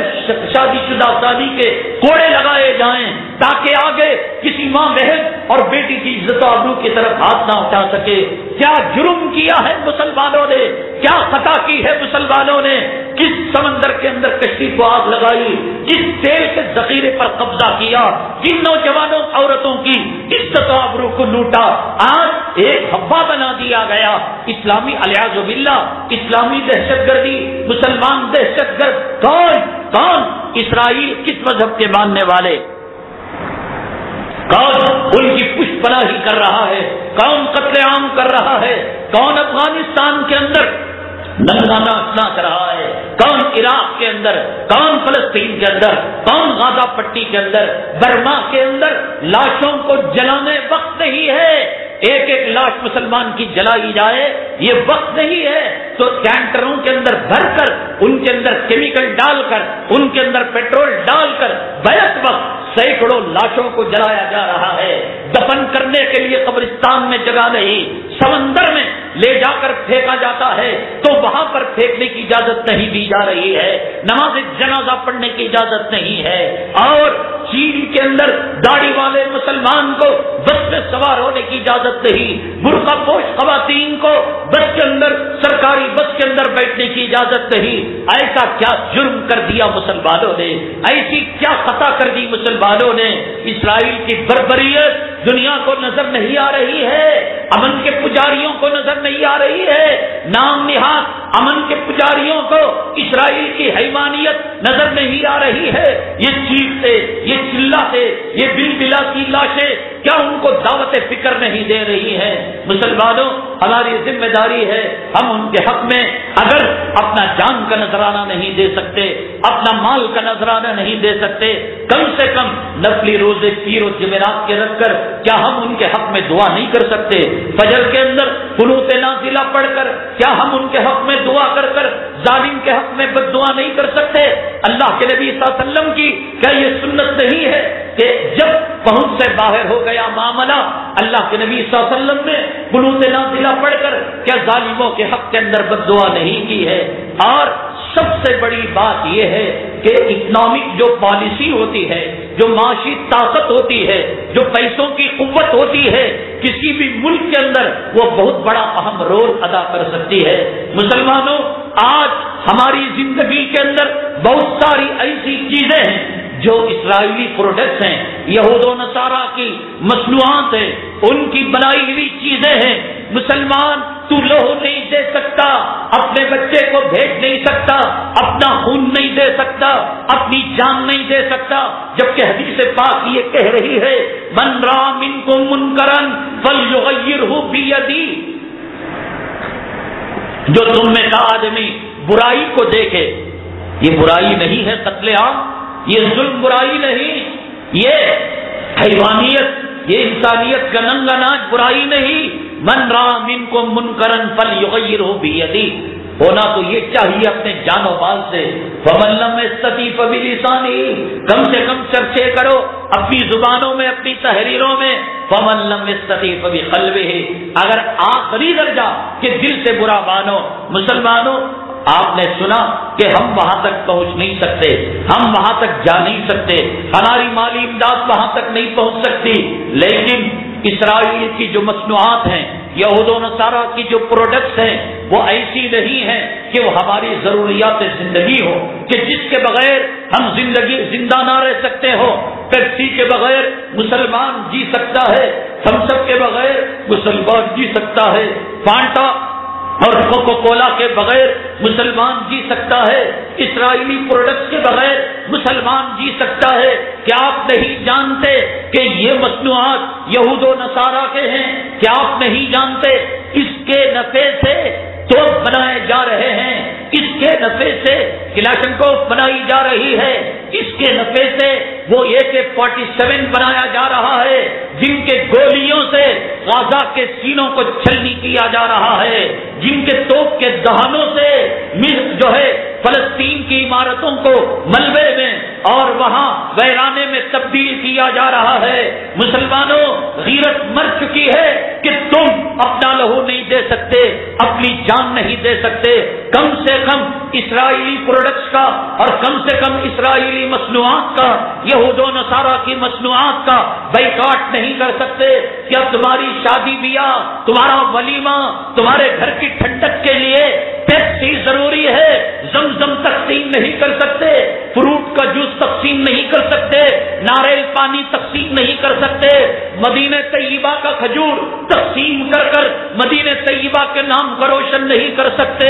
ارے تمہیں کیا ملتا ہے فلسطین کے سینوں کو چھلنی کر کر؟ تمہیں کیا ملتا ہے بیت المقدس کو زخمی کر کر؟ تمہیں کیا ملتا ہے نوجوانوں کی لاشوں کو ہٹا کر ایک ایک تمہارا گھونٹ، ایک ایک تمہارا پیپسی کا جو ہے گھونٹ، وہ اس کے اندر گولی تیار ہو رہی ہے، اس کے اندر توپ تیار ہو رہا ہے، اس کے اندر بارود تیار ہو رہا ہے، اس کے اندر اسرائیلی فوجیوں کی وردی تیار ہو رہی ہے، اس کے اندر یہود و نصارہ کی طاقتوں کے اندر اضافہ کیا جا رہا ہے۔ مسلمانوں، ہمارا ایمانی فریضہ ہے، جو دکاندار ہیں وہ اپنی دکانوں سے ان چیزوں کو نکال دے، اپنی شادی بیاہ کے موقع پر، اپنے کھانوں میں، اپنی دعوتوں کے اندر بالکل اس چیز کا استعمال نہ کرے۔ آپ اگر یاد رکھیں، ایک تو ان چیزوں کو استعمال کر کر ان یہود و نصارہ کی طاقت کو بڑھا رہے ہیں، ان کی قوت کو بڑھا رہے ہیں۔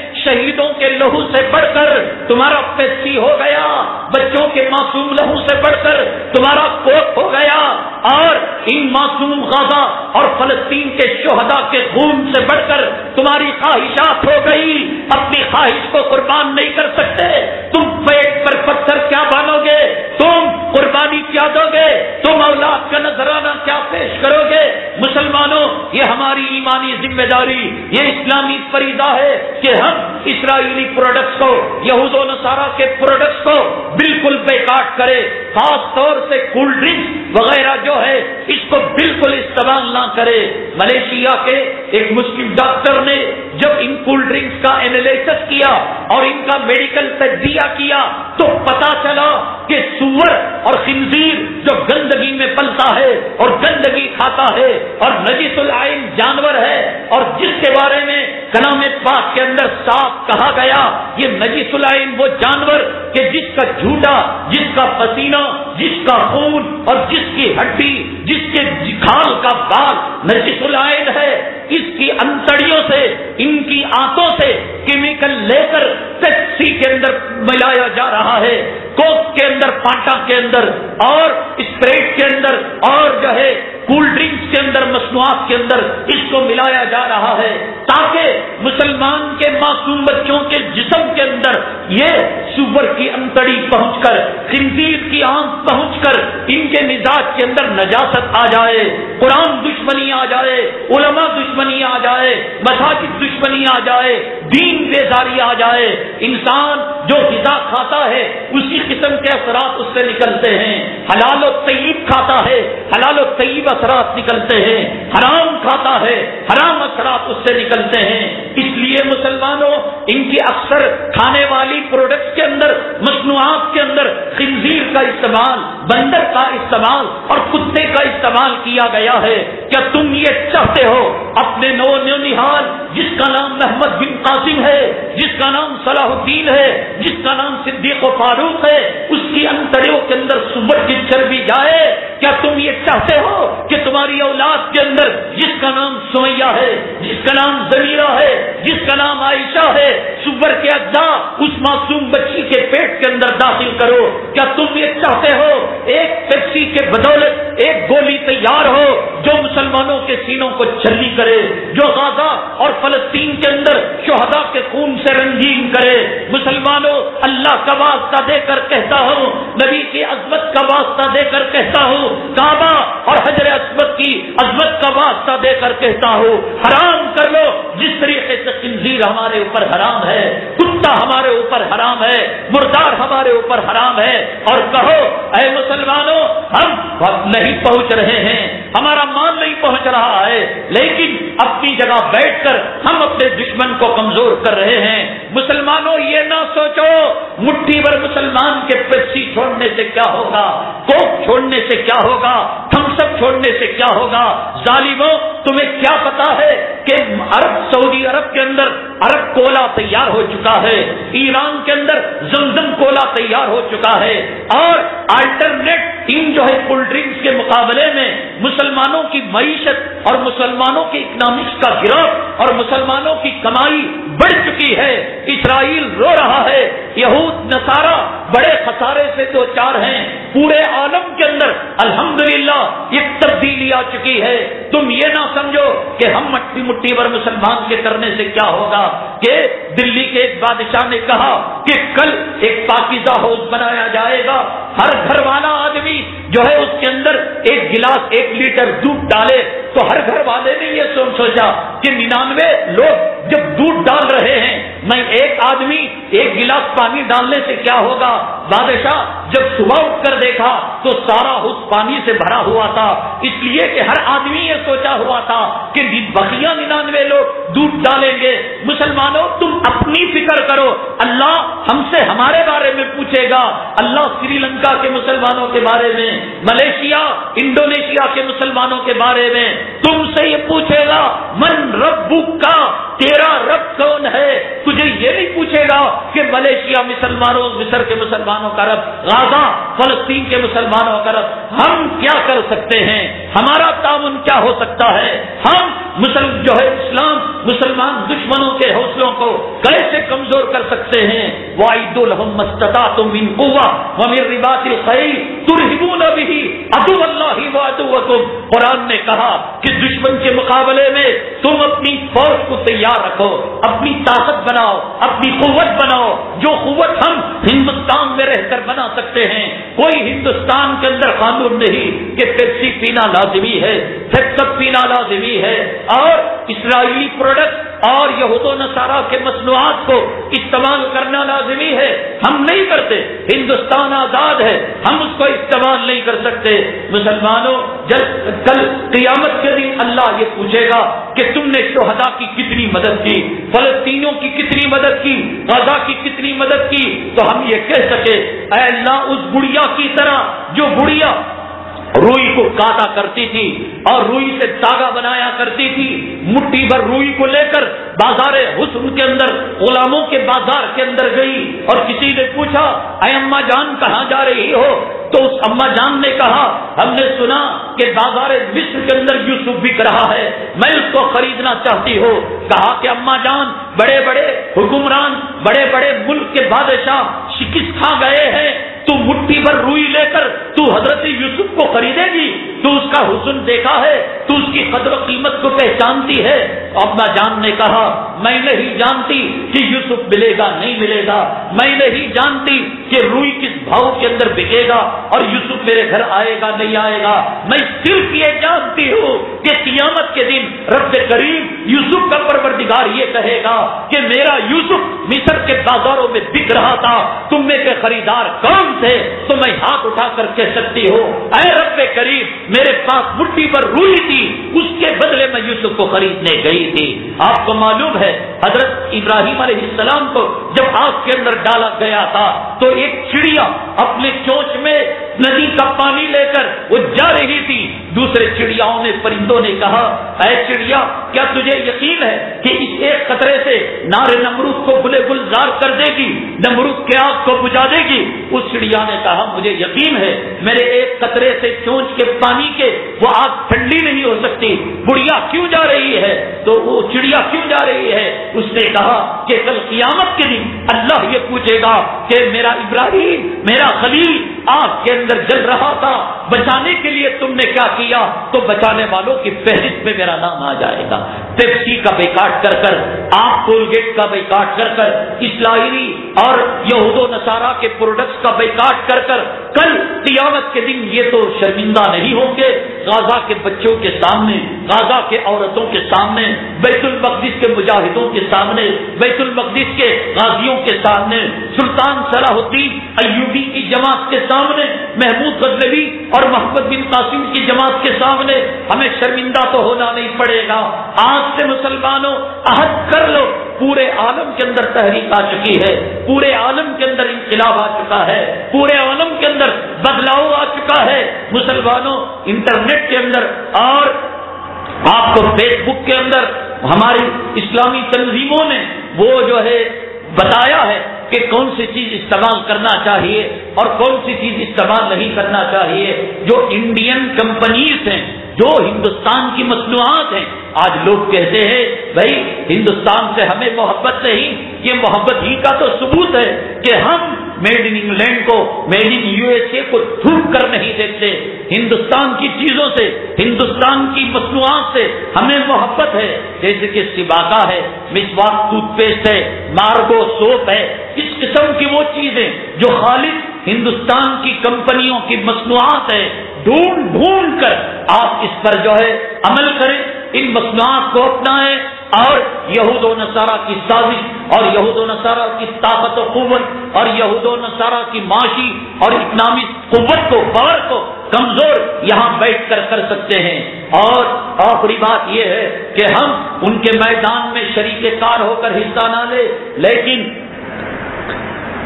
شریک بھی دعا تو ہو سکتے ہیں. اپنی دعاؤں کے اندر سحری کے موقع پر، افطاری کے موقع پر آیت کریمہ کا ختم کرا کر، کلام پاک کا ختم کرا کر آپ ان ظالموں کے حق میں دعا کریں، اللہ ان کے وجود کو ختم کرے، اللہ ان کو صف ہستی سے مٹا کر رکھ دے، اللہ غزہ کے مسلمانوں کی مدد کرے، اللہ فلسطین کے مسلمانوں کی مدد کرے، اللہ بیت المقدس دوبارہ مسلمانوں کے حوالے کرے، اللہ ملک شام کے اتنا تو کر سکتے ہو مسلمانوں، اس میں روپیہ کون سا لگنے کا، اس میں زبان کون سی گھسنے کی، بیوی کے لیے مرنے والوں، اولاد کے لیے مرنے والوں، پراپرٹی کے غم میں کیوں بھائی ہارٹ اٹیک آ گیا، زمین کا مقدمہ ہار گیا، کیوں بی پی آ گیا، جوروگ بیمار ہو گئی، کیوں آپ کے جو ہے برین ٹیومر ہو گیا، بچہ بیمار ہو گیا، بچوں کے لیے بیماری بولنے والوں ایک پیپسی اپنے دسترخوان سے نہیں ہٹا سکتے. غزہ کے مسلمانوں کے لیے، فلسطین کے مسلمانوں کے لیے میں بھی عہد کرتا ہوں منبر رسول پر بیٹھ کر، میں بھی وعدہ کرتا ہوں کہ انشاءاللہ یہود و نصارہ کی مصنوعات یہود و نصارا کے پروڈکٹس کو مرد سے مر جائیں گے، لیکن ایک ابا ایک دانا ایک وسط سے ان ظالموں کی میں بھی مدد نہیں کرتا، آپ بھی مدد نہیں کریں گے، اپنے دوست احباب کو بتائیں گے ارے وہ شادی کیا، ارے وہ ولیمہ کیا، وہ شکرانہ کیا، وہ برتھ ڈے کیا، وہ گھر کی ٹھنڈک کیا کہ جس سے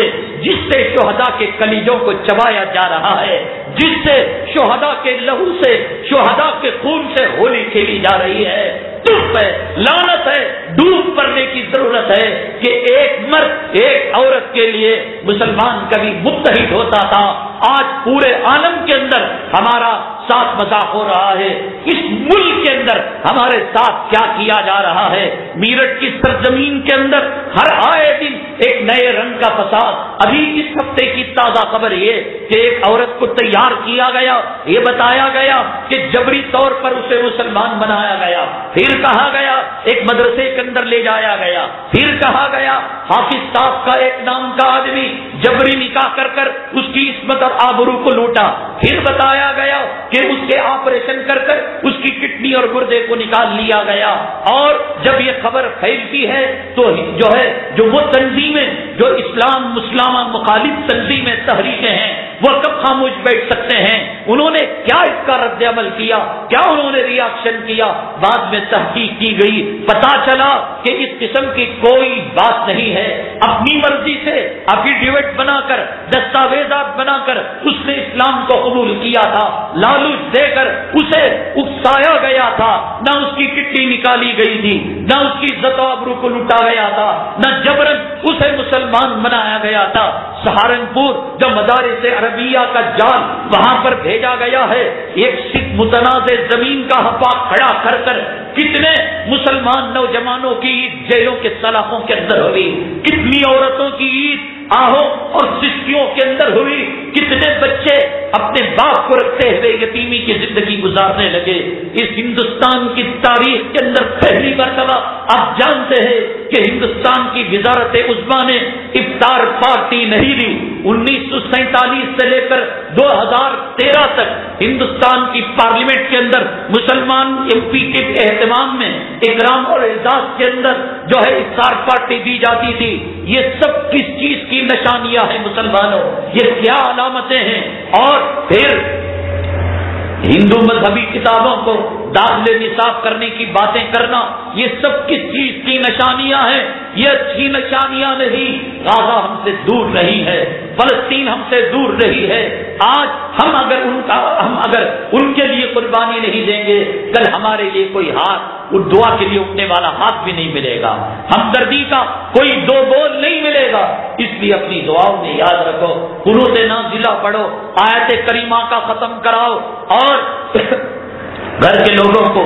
جمع کر جیسے مصیبت پر ختم قرآن کر دعا کرتے ہو، اس طریقے سے یہ عالمی مصیبت، یہ عالمی بلا، یہ عالمی دشمن کے دفیع کے لیے کلام پاک کا ختم کروا کر اجتماعی دعائیں کراؤ، اجتماعی ذکر کی محفلیں لگاؤ، کلام پاک کی تلاوت کی محفلیں لگاؤ، اور خاص طور سے اسرائیلی اور یہود و نصارہ کا پروڈکٹ کا آپ بائیکاٹ کرو۔ یہ ہمارا ایمانی اسلامی فریضہ ہے۔ پھر دیکھو اللہ کی مدد، اللہ کی نصرت کیسے آتی ہے، جیسے سیدنا امام اعظم ابو حنیفہ رحمۃ اللہ علیہ پر آئی تھی کہ آپ کے حاسدین، آپ کے دشمنوں نے آپ کو بدنام کرنے کے لیے ایک عورت کو تیار کیا تھا، اور اس عورت کو روپیہ پیسہ دے کر، لالچ دے کر زنا پر اکسایا تھا، اور کہا تھا امام ابو حنیفہ رحمۃ اللہ علیہ کو گھر کے اندر لے جا کر اندر سے کنڈی بند کر لینا، لاک کر لینا، اور شور مچانا کہ دیکھو ابو حنیفہ میرے کپڑے اتار رہا ہے،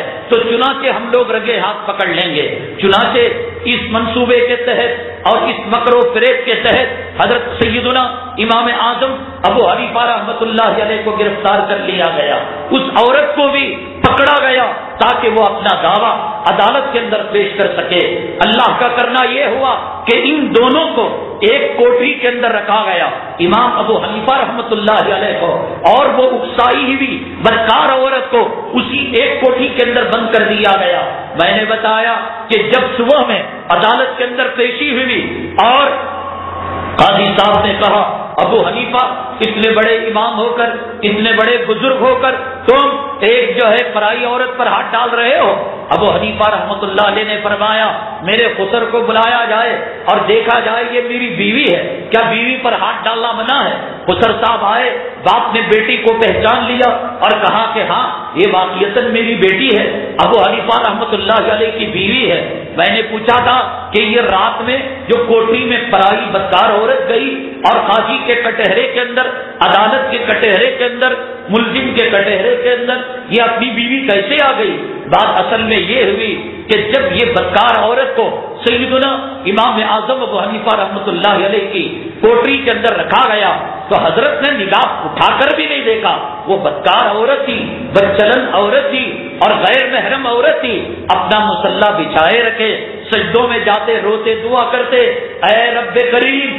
جس نے حضرت یوسف علیہ السلام کو بچایا، اے رب کریم جس نے حضرت مریم کی عفت اور آبرو کی حفاظت فرمائی، اے رب کریم جس نے نبیوں کی عصمت اور عفت اور پاک دامنی کی جس نے گواہی دلوائی، اے رب کریم جس نے حضرت مریم کے تعلق سے حضرت عیسیٰ کو گہوارے کے اندر سے صداقت اور ان کی شہادت کی گواہی دلوائی، اے رب کریم تو جانتا ہے میں معصوم ہوں اور مجھے مجرم قرار دیا جا رہا ہے۔ ان کا رونا دیکھ کر، ان کا گڑ گڑانا دیکھ کر یہ عورت سہم گئی، حضرت کے قدموں میں گر گئی اور صاف صاف معاملہ بتا دیا کہ روپیہ پیسہ دے کر، لالچ دے کر مجھے تیار کیا گیا تھا کہ میں آپ کو بدنام کروں، حضرت بتائیے میں آپ کی کیا مدد کر سکتی ہوں؟ تو کہا تو عورت ہے، ایکٹنگ کرنے کے اندر تیرا کوئی سالی نہیں، تو ایک کام کر، جیلر کے سامنے ایکٹنگ کرنا، رونا دھونا کہ میرا گھر کے اندر بہت ضروری کام ہے، میں جاؤں گی یوں اور آؤں گی ایسے،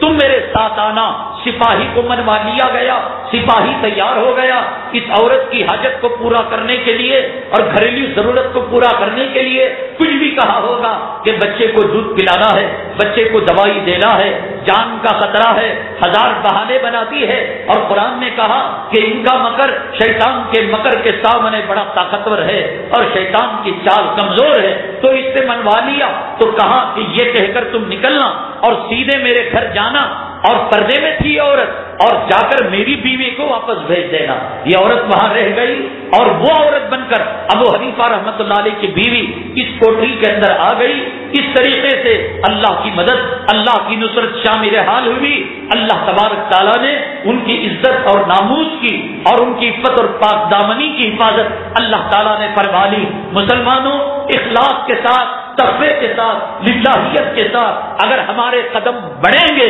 انشاءاللہ ضرور دشمن شکست کھائے گا۔ اللہ نے ان کو مٹنے کے لیے پیدا کیا۔ قل جاء الحق وزهق الباطل ان الباطل كان زهوقا۔ اللہ نے کہا حق آیا، باطل مٹ گیا، اور باطل تو مٹنے کے لیے ہے۔ یہودیت باطل کا دوسرا نام ہے، نصرانیت باطل کا دوسرا نام ہے، عیسائیت باطل کا دوسرا نام ہے، اسرائیلیت باطل کا دوسرا نام ہے۔ یہ مٹنے کے لیے پیدا ہوا ہے۔ ضرورت ہے اٹھو، اپنے ایمانی طاقت اور اپنی ایمانی قوت کو پہچانو، نبی کے غلامی کی طاقت اور قوت کو پہچانو، دعاؤں کی طاقت کو پہچانو، سجدوں کی طاقت کو پہچانو، مسواک و تسبیح کی طاقت کو پہچانو، داڑھی اور امامے کی قوت کو پہچانو، اور یاد رکھو کہ قرآن نے ان کی طاقتوں کو کہا کہ یہ مکڑی کے جالے کے برابر بھی حیثیت نہیں رکھتے، اور مکڑی کی جالا وہ ہے کہ اگر ہمارا بچہ بھی پیشاب کرے مکڑی کا جالا گر جاتا ہے۔ اور اللہ کی مدد یوں بھی آیا کرتی ہے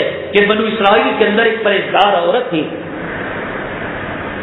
وہ پرہیزگار نیکوکار عورت سے اس کا مرد خفا رہتا تھا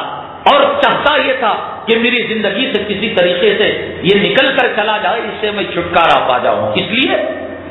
الخبیثات للخبیثین والخبیثون للخبیثات، گندے مرد گندی عورتوں کے لیے، گندی عورت گندے مرد کے لیے، والطیبات للطیبین والطیبون للطیبات، اچھے اچھوں کے لیے، اچھیاں اچھوں کے لیے۔ تو یہ دونوں میل نہیں کھاتے تھے، چھٹکارا پانا چاہتا تھا، تو چنانچہ اس نے یہ کیا ایک مرتبہ کہ کہا کہ رات میں جب بیگم غسل کے لیے اپنی انگوٹھی کو نکالا تھا، یہ جا کر سمندر میں پھینک دیا، اور دوسرے دن تقاضا کرنے لگا، اور یہ سوچا کہ سمندر اتنا بڑا کہاں سے میری بیگم ڈھونڈ کر لائے گی، جب انگوٹھی نہیں لا پائے گی میں اس کو طلاق دے دوں گا، میں اس کو گھر سے دھکے دے کر نکال دوں گا۔ اور جب دوسرے دن ناشتے کے وقت کہا بیگم صاحبہ میں نے شادی اور نسبت کے موقع پر جو ہیرے کی انگوٹھی آپ کو دی تھی وہ دیجیے گا، تو اس نے اٹھا کر رکھ دیا، تو بڑا پریشان ہوا کہ یہ انگوٹھی میں نے سمندر میں پھینکی تھی آپ کے پاس کیسے آ گئی؟ کہا کہ بازار سے جو مچھلی آپ خرید کر لائے اس مچھلی نے اس انگوٹھی کو نگل لیا تھا، اللہ میری عزت کو بچانا تھا، میرے ناموس کو بلند کرنا تھا، وہ مچھلی میرے گھر آئی اور میں نے پیٹ چاک کیا گندگی کو صاف کرنے کے لیے، انگوٹھی دیکھ کر ماجرا سمجھ گئی اور مجھے کہانی سمجھ میں آ گئی۔ خاوند تھا، کٹھور قسم کا، ظالم قسم کا، متشدد قسم کا، اور ہو اس دنیا سے اس کا کام نہیں بنتا، تو چنانچہ اس نے کہا کہ بیگم آج ہمیں تازہ تازہ روٹی کھانے کو جی چاہتا ہے تندور کی، تندور کو خوب بھڑکاؤ اور آگ خوب جلاؤ۔ تو چنانچہ تندور خوب جو ہے جب بھڑکنے لگا، آگ کے شعلے آسمان سے بات کرنے لگے، عورت روٹی اٹھانے کے لیے جھکی تو پیچھے سے لات مار کر دھکا دے کر عورت کو تندور کے اندر داخل کر دیا۔ یہ عورت تندور میں جا کر خدا کا کون سا کرشمہ دکھاتی ہے۔ اگلا جمعہ 15 اگست ہے، 15 اگست وہ یوم آزادی کا دن، مسلمانوں نے اس ملک کے لیے کیا کیا، کیا قربانیاں دی، مسلمانوں کی تاریخ اس ملک کے لیے کیا کہی ہے۔ برادران وطن جو نام نہاد امن کے پجاری ہیں، اس ملک کے ساتھ کیا بےوفائی کی، کیا غداری کی۔ گاندھی جی کے قاتل کون تھے؟ فرقہ واریت کے جراثیم کو پلٹنے دینے والے کون ہیں؟ انسانیت کے دشمن کون ہیں؟ اور انسانوں کے بیچ فرقہ واریت کی دیواروں کو کھڑا کرنے والے کون ہیں؟ اور مسلمانوں کے اس ملک پر کیا احسانات ہیں؟ اس عظیم الشان عنوان کے ساتھ ہم آپ کو اس عورت کی کیا کرامت ہوتی ہے؟ کیا عورت جل جاتی ہے یا بچ جاتی ہے یا کوئی کرشمہ ہوتا ہے؟ انشاءاللہ اس واقعے کے ساتھ اگلی جمعہ حاضر خدمت ہوں گے۔ اللہ تعالیٰ سے دعا ہے اللہ عالم اسلام کے مسلمانوں کی مدد فرمائے، اللہ غزہ کے مسلمانوں کی مدد فرمائے، فلسطین کے مسلمانوں کی مدد فرمائے، اسلام مسلمان دشمنوں کو تباہ کرے، غارت کرے، اسرائیل کو نیست و نابود کرے، اسرائیل کے وجود کو ختم کرے۔ اللہم شتت شملہم، اللہم مزق جمعہم، اللہم دمر دیارہم، اللہم زلزل اقدامہم، اللہم فارق بین کلمتہم وانزل بہم باسک الذی لا تردہ عن القوم المجرمین۔ آمین۔ سبحان ربک رب العزت عما یصفون وآخر دعوانا الحمد للہ رب العالمین۔